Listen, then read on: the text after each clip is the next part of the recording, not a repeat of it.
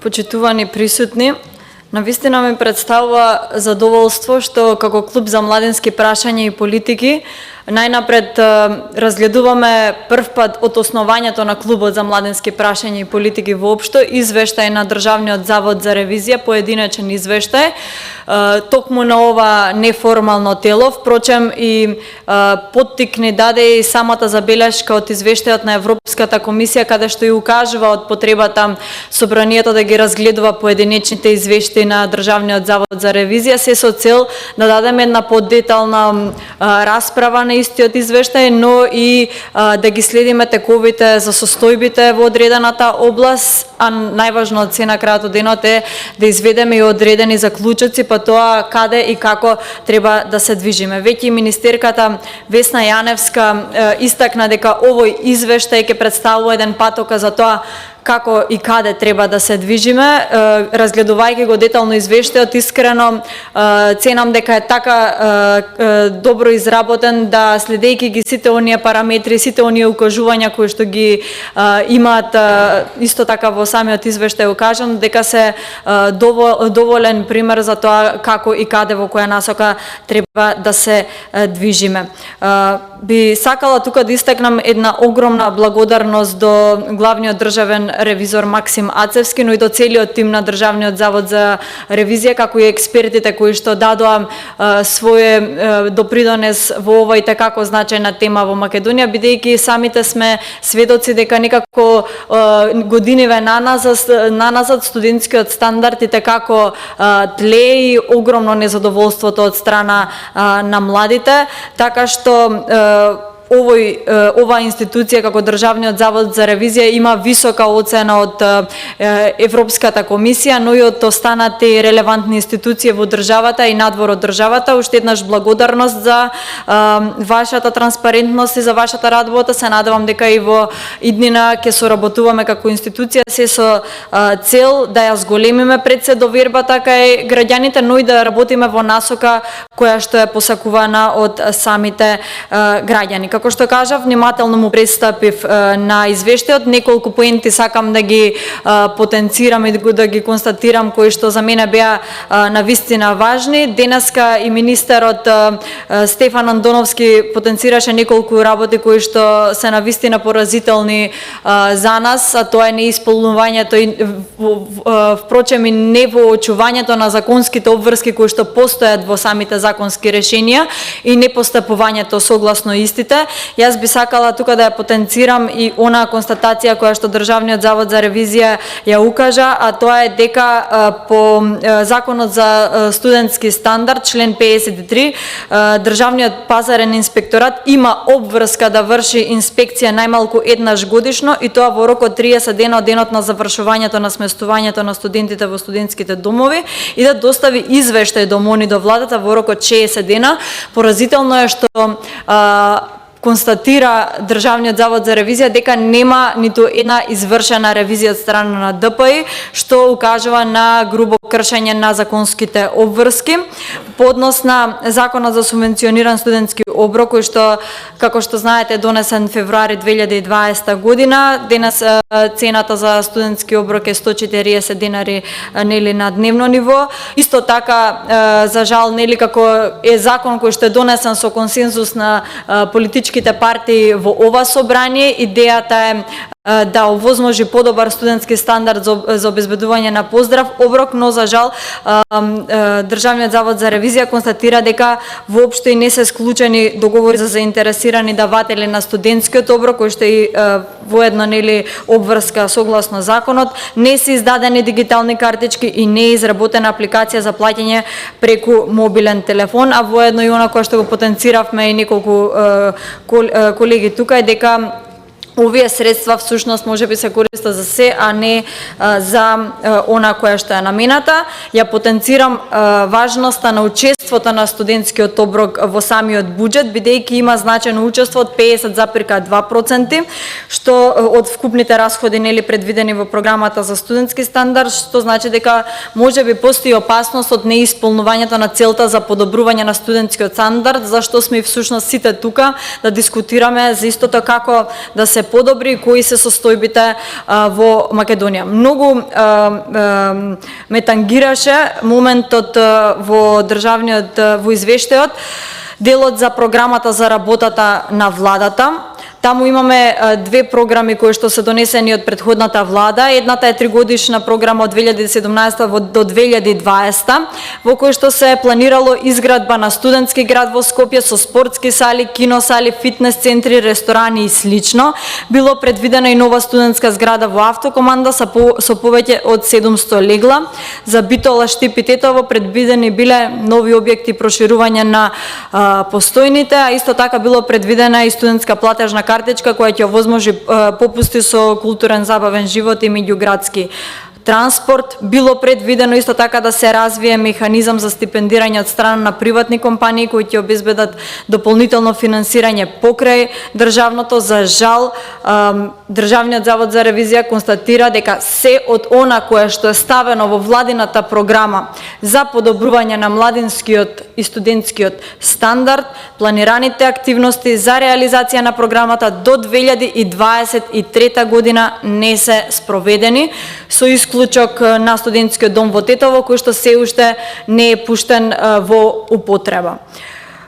Го потенцирам ова бидејќи не можам да кажам дека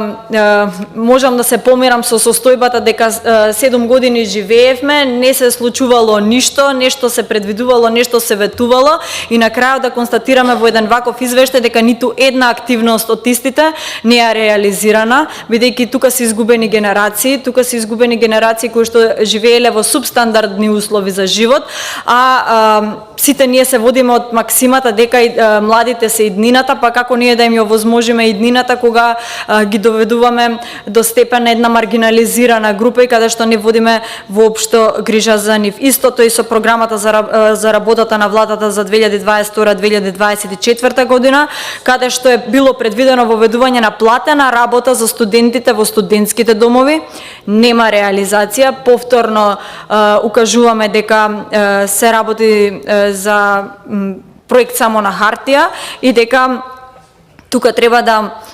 внимаваме за оние работи кои што ги планираме и ги зборуваме во јавноста, особено од аспект на влада или од аспект на собрание, дека треба да бидеме во дослух со студентите, но и во дослух со реалноста, она кое што ќе го ветиме и она за кое што ќе се заложиме, да биде согласно реалноста во нашата држава, така што ценам дека во овие неколку месеци, заедно во соработка со младинските и невладините организации, имаме комуникација остварена на ниво да дискутираме за проекти и за програми кои што ќе бидат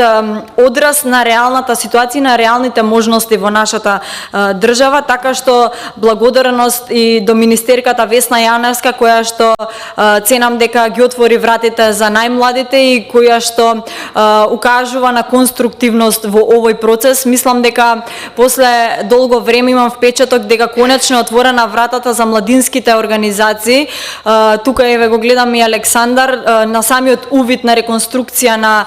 студентските домови веќе одат и младинските и невладините организации, така што ценам дека е еден добар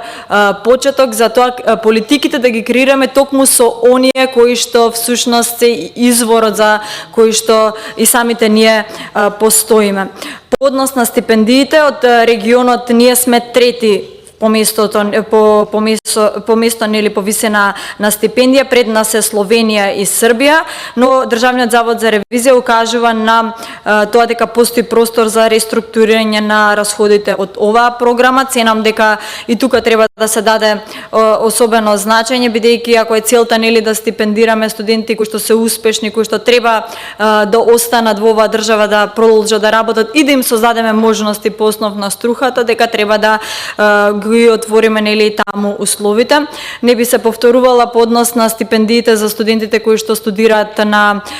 еден од првите 100 универзитети согласно Шангајската листа. Веќе и ревизорот Максим Ацевски потенцираше на тоа дека 44,4% овие студенти го земаат колачот на оние кои што се решиле да останат во нашата држава, да студираат на нашите универзитети, да бидат наши даночни обврзници додека живеат во нашата држава, така што ценам дека тука и веќе министерката ги отвара работите да постапуваме на како што нели е и согласно законот и согласно укажувањата на Државниот завод за ревизија.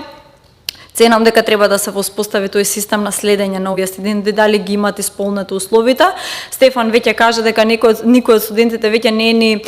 контактиран дали воопшто си има вратено во државата, не па уште да им биде понудено или да работи во некој од државните институции. Состојбата за сместување во студентските домови веќе ја дебатиравме на едно повисоко ниво. Ценам дека јавноста е навистина запознаена и реалната слика ни е навистина доловена за тоа во какви услови се соочуваат студентите, со исклучок на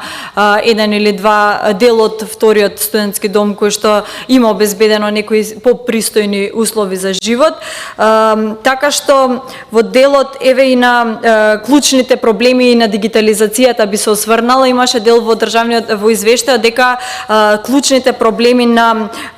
самите студенти им се всушност и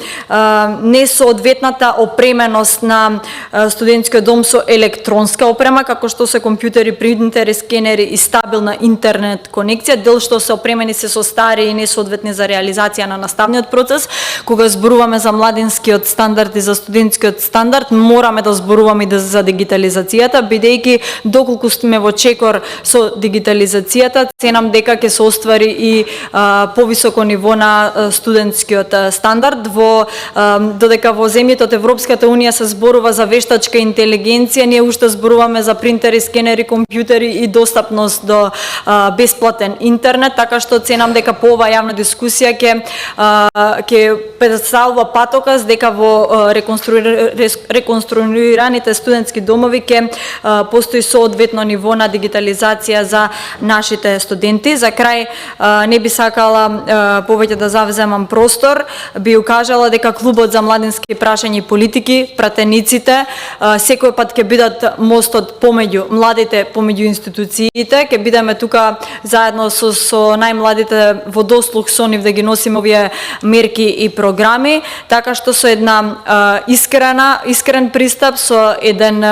стратегија и со многу работа, ценам дека работите во нашата држава можеме да ги предвижиме, што е всушност и доказ дека во овие 3 месеци нешто може да оди на подобро и нешто може да се менува. Преку ноќ ништо не можеме да смениме, тоа е